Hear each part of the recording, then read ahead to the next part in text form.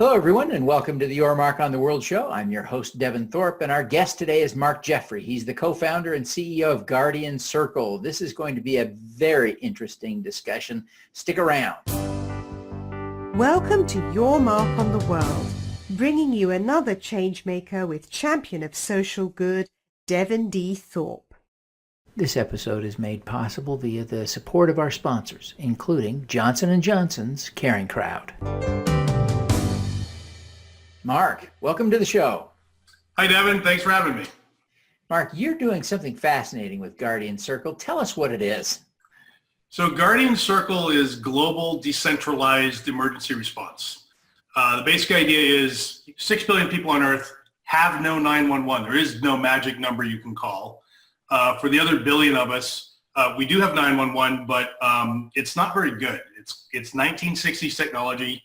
If you call 911 from a mobile device, they have no idea where you are. Uber can find you more easily than 911, which is just crazy. Yeah. So, you look at those two situations, and basically we said, we should just start over. If you were going to reinvent this whole thing from scratch, what would you build today?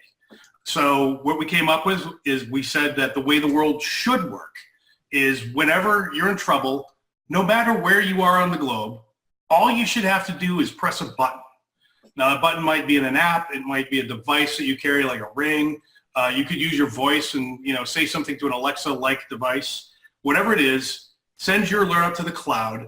The cloud looks down and sees what people and resources are already nearby. It then activates, coordinates, and pushes all this help to you as quickly as possible. So think 10 people in 3 minutes. Not 2 people in an hour or never. And for the 6 billion people on Earth who have no 911, this is like witchcraft. This is amazing. They've never had something like this. Well, the first question that comes to my mind is I'm pondering this use and the variety of use cases for this. Sure, it makes sense for me to alert all my friends if I ran out of gas. But that isn't a 911 call. So there are broader use cases, but is there a way for me to alert just a subset of my friends rather than the whole emergency apparatus in my community? Yeah, so the version of the app that we have out today, which is available right now, by the way, on iOS, Android, and we have an Alexa version also. It's basically a thing that allows you to connect only to your friends, family, and neighbors. Now you can have, we call them guardians when you connect to one another. You can have as many guardians as you want. You can have 6, you can have 60, 600, 6,000, there's no limit. And when you push that button, all of them are notified and all of them are brought into a map where they can all see one another and where you are, and you're kind of blinking because you're the one that's in trouble. And then there's a chat room at the bottom. So the punchline is in under 30 seconds, all of your responders can talk to you and to one another and come up with, and everybody knows where everybody else is. So now they can come up with a plan to help you fast. And this is the important part, without requiring them all to know each other in advance. Your mom and your neighbor, they don't know one another. But when you're, face down in your garage and your mom is talking to your neighbor and your mom knows you're allergic to bee stings, she can tell neighbor guy, hey, he's allergic to bee stings. So when medical person shows up, tell them that, and now the medical person is not starting from scratch.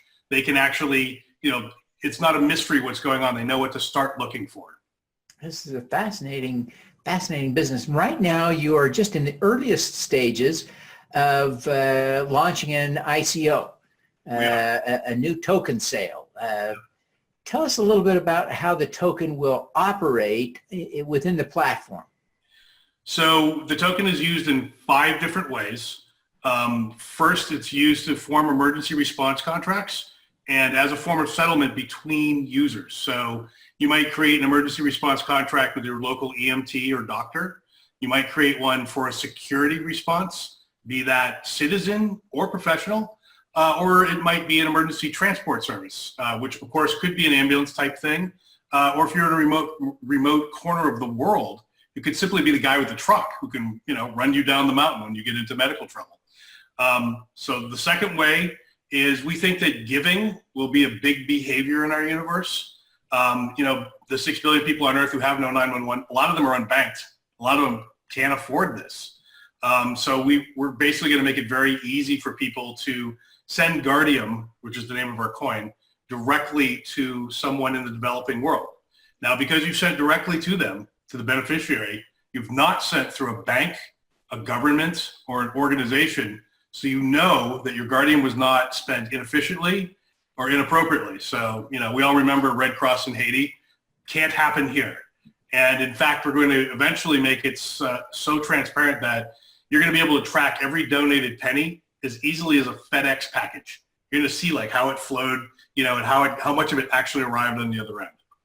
The third thing we do is on our blockchain, the Guardium blockchain, all alert transcripts are stored there. So we have a full timeline of who said what, where everyone was, because we have all the location information, what time they answered the alert or did not answer. We know both things. And all this information is encrypted, placed on our blockchain, and the keys are handed to the alert generator. So they have natural custody. We don't. And they decide who sees it and who doesn't. The fourth thing we do is we have a thing called an emergency information lockbox. This is also a record that's stored on our blockchain, on the Guardium blockchain. It's basically a record of all the stuff you don't want anyone to know about unless you're in trouble. So it could be your secret health issue. It could be where the key's hidden under the rock that opens your front door. It could be your Bitcoin private keys, whatever you want to put in there. It's up to you. This information is only made available when you declare an emergency, and it's only made available to your designated recipients. So it's a two-key system, and again, like the transcript, it's encrypted in such a way that even we can't get at it if we wanted to. We have no access to it. The fifth thing we do is basically Guardium it doubles as a loyalty program for Guardian Circle, which is the app. So basically, if you download it and you ask a lot of your friends, family, neighbors to connect to you as Guardians for free, you're basically doing marketing for us. So we'll spiff you a little bit of Guardium. Anytime you do something we like, we'll spiff you a little bit of Guardium. So those are the 5 different ways in which the token is used. What is the premise of value for Guardium? I get the utility. Is there a premise of value? Is there a premise that it will appreciate, or is it just a medium of exchange? A lot of people, so remember, the big goal here, the big picture, is to service the 6 billion people who have nothing. And weirdly, most of them have phones. Don't ask me how, because I don't know, but they do. And pretty much like Android devices. So they're already using phone minutes as a means of, you've heard that M-Pesa stories. Yeah. In far corners of the world, digital goods are money. And so our premise is, in order to create sufficient density to truly have a ready-to-go emergency response at any time in any corner of the world, the people have to be paid. The responders have to be paid in some way. So we hope that the token and the use of cryptocurrency, which we think is, most greatly benefits the unbanked and the developing world, much more so even than us, is the way to stimulate an economy that actually makes a sustainable, true response network viable. So we're either right or we're wrong, but that is our thesis. One of the concerns that people have about Bitcoin as the most familiar reference point for cryptocurrencies is that it takes a long time to execute a transaction, and that could potentially gum up the works for you if your currency took 15 minutes to process a transaction when you're lying on the garage floor bleeding. Yes. How do you avoid that? You bring up an excellent point. And there's a little bit of confusion here. So one thing we don't use our blockchain for is processing emergencies. Today, we might do that down the road, but today, like you say, the blockchain is a tortoise. We need a hare. This is an emergency. We need stuff to happen fast. So the alert processing is in fact centralized and scaled horizontally, just like Facebook or Twitter and anything else that's sort of real time. We use the same scaling techniques. Down the road, when things like, when blockchains like EOS and perhaps Neo, one of these third generation blockchains becomes more viable and can do sub-second response time, we may move over to it. In fact, we want to, because wouldn't it be cool if you could mine our currency and the act of mining is processing emergencies around the world, right? Wouldn't that be great? So the more computers that are in the network, the better the ability to process emergencies becomes. That would be fantastic. So we want to go there. It's just too early right now. The other concern, the other knock on cryptocurrencies that I'm seeing is the use of energy. And there are some justifications for it, but I understand that the processing of Bitcoin transactions now is using more energy than some small countries. It's a fairly massive use of energy at a time when we'd really like to be reducing energy use. How does your coin operate with respect to energy? So again, a very good point. So we actually have pre-mined all of our coins. So the thing that consumes energy in the Bitcoin universe is an arms race of computational power between everyone who's competing to get those free Bitcoins by finding the hash of the block. So we have pre-mining means that we've already found, we've basically already done all that computation ahead of time, and all of the coins are created. So we don't have the same arms race. So the power requirements to process transactions for Guardium are very, very, very, very, very tiny. So, and we'll make sure that it remains that way. But yes, that's absolutely a big consideration. And so we opted out of the arms race partly for that reason. That's interesting. Well, I appreciate you sharing that. So you've got the app up and running. Yep, the first version of it. Yes. Yeah. So what are you seeing in terms of use cases? Do you have a story of a life saved, a child picked up from daycare in an emergency? What are the wins that you're notching so far? Yeah, so we've gotten some emails. So during the hurricanes that hit Texas and Florida, the biggest sort of upswing in our usage happened right before the Florida hurricane. And we did get some folks who emailed in and said, hey, we had no 911. 911, I don't know if you know this, but 911 basically declared in the state of Florida that, hey, we're not going to answer calls over the next 48 hours. Like, we're gone. And we get some emails from folks that didn't use it, but said, oh my God, it was so nice to have that button there just in case. And it basically was a stopgap measure. So unfortunately, we don't have a lot of stories. And the reason for that, we have had a lot of alerts and a lot of users, but we don't spy on the contents of the alert rooms. Yeah. So, and that's honestly, it's been an issue of some debate internally as to whether we should go peek, because we learn a lot, but we also feel that privacy is very important. So we have opted to not peek at this time. Obviously, as we have more advanced transcript capabilities, we'll be handling those transcripts, and with the permission of the users, we'd have to gain that before we peaked. We probably will ask them if we can anonymously peek at their alert rooms. But for right now, we've sort of, we've opted for privacy over our own probably good, but that's where we're at. Yeah. Well, fantastic. Mark, you've had a long and successful career. What's the most important lesson you've learned over that time? I think as a CEO, and I've seen other CEOs do this, you have this urge to kind of build a world that caters to you. And the more you resist that urge and cater to the people who are working with you, the better things work. And I guess it's a classic lesson of trying to be egoless as much as possible. And it's one of those things that it's like super easy to say and understand, but like really hard to do. Just last week we were discussing where we were going to put the engineering office, and there's a WeWork right around the corner from me. And I just in my mind assumed that's where we were going to go. And our CTO is kind of in South Bay, so there's a new cross campus that is opened up down there, and he in his mind it basically said, I really want to do that. And I basically just told him no at first, and then I thought about it. I'm like, you know what? I have to make his life easier. He's the one that's going to be putting in the crazy long hours building the product. So I need to do whatever I can to serve him. So I basically told him, I said, you know what? I'm wrong. You should do it. You should do what you want. We'll put it down in Manhattan Beach. So that's kind of, the more you do that, I think the better it is. Yeah. Great lesson. Great tip. Now, Mark, there are a lot of people who recognize the problems you've hit on. 6 billion people don't have 911 access or a comparable feature. Even 911 where it operates is operating on old technology, and in a hurricane it may not be there at all. Why did you decide that you were responsible to fix it?